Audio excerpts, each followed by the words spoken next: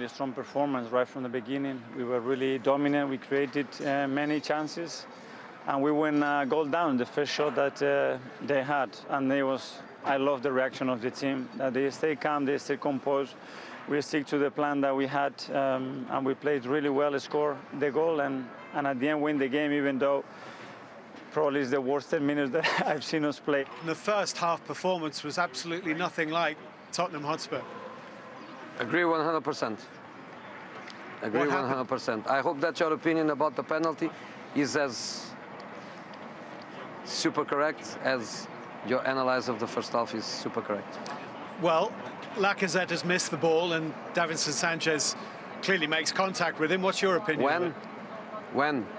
After the ball is gone. Ah, okay. So, correct analysis too. I think we control the game very, very well. If you take out the last 10-15 minutes. Because of that, I think our team in the last 15 minutes play with emotion.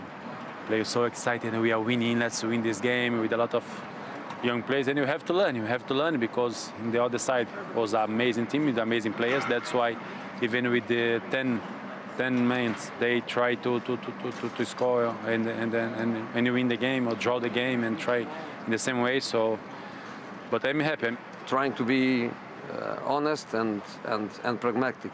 First half was their half. Second half, Michael Oliver and Paul Tierney in the VAR, they decide the game.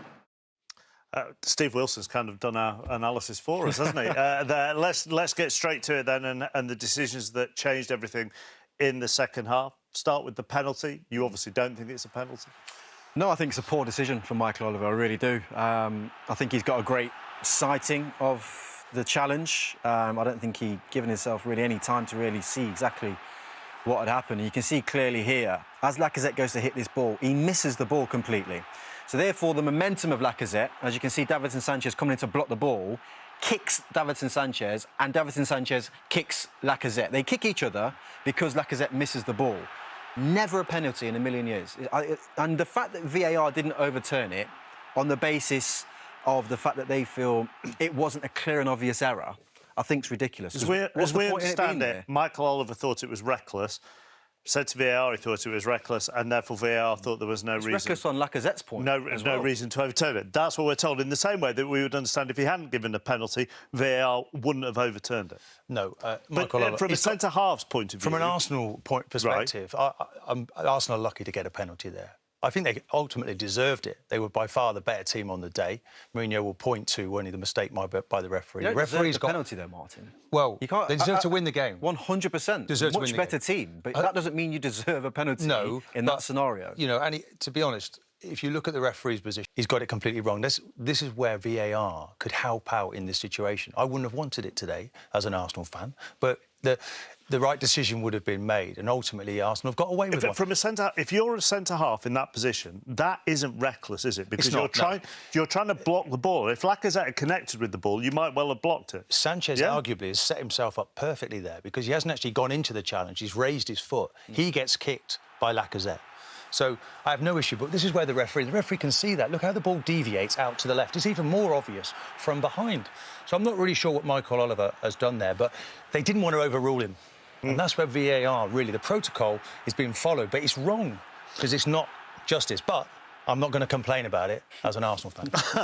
All right. We'll look at Lamela's 2 yellow cards in a moment, but let's look at his goal first of all, and let's get analysis of this from the man more likely to have scored it, Martin. Well, a Robinho.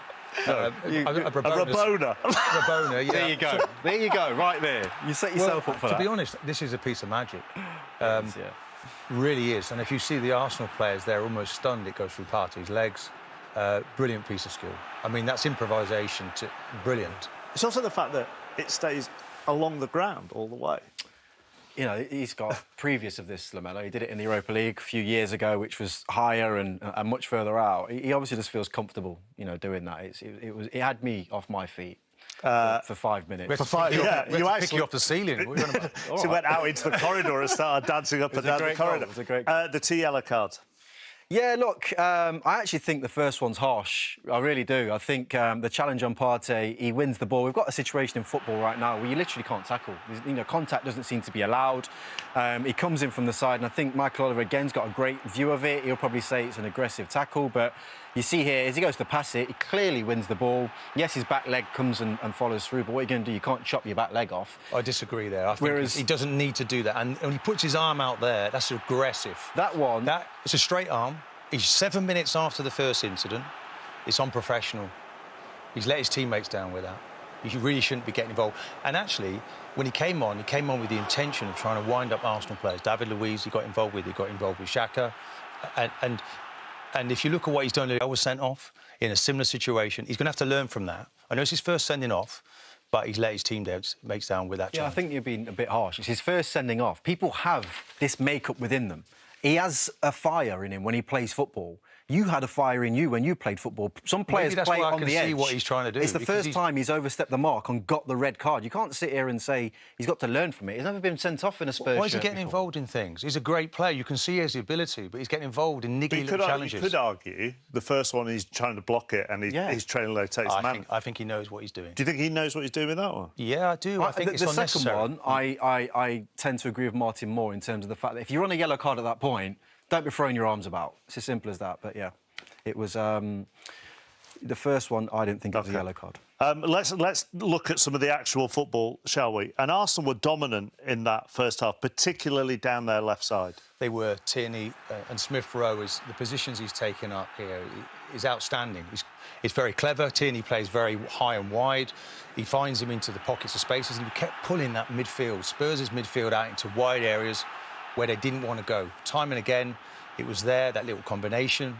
Tierney as well, bombing forward, such energy down that left-hand side. Bale wasn't really offering anything defensively, and they kept coming. And eventually, that's where the goal comes from, because they're probing all the time. And Smith-Rowe, he's got a little bit in his game. He's got gears, he can run with it, he can pick a pass, and it was too much for Tottenham. It was just a matter of time, really, before this happened. And they missed on that occasion. But Odegaard was a player that I've looked at strongly. He's an interesting player.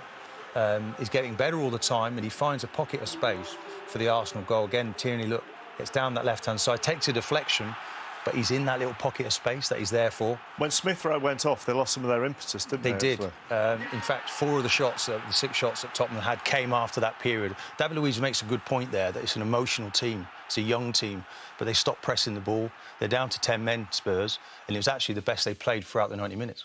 Yeah. Go on. No, I was just going to say, from a Spurs point of view, I thought they were poor. Yeah. They were absolutely poor throughout the game. They went into the game with a completely wrong mindset. You know, you've got 4 top forward players on the pitch, and they're playing in such a defensive manner and didn't seem to have that bite and that fight that you need in these derbies. And Arsenal were brilliant. Martin was right. You know, down that left-hand side, they were pretty unstoppable, and they thoroughly deserved the win on the day. Is that players, or is that in managerial instruction? Or is it impossible to tell? It's hard to tell, because obviously I'm not in the dressing room. But I feel like the mindset of the players going into that game was very negative. Now, they've either been told to play a lot deeper and play counter-attacking football, or you go out into games and you're high press and you're high energy. Jose may have said that, and they didn't deliver. So it's hard for me to... You're not in the dressing room, so it's hard to say.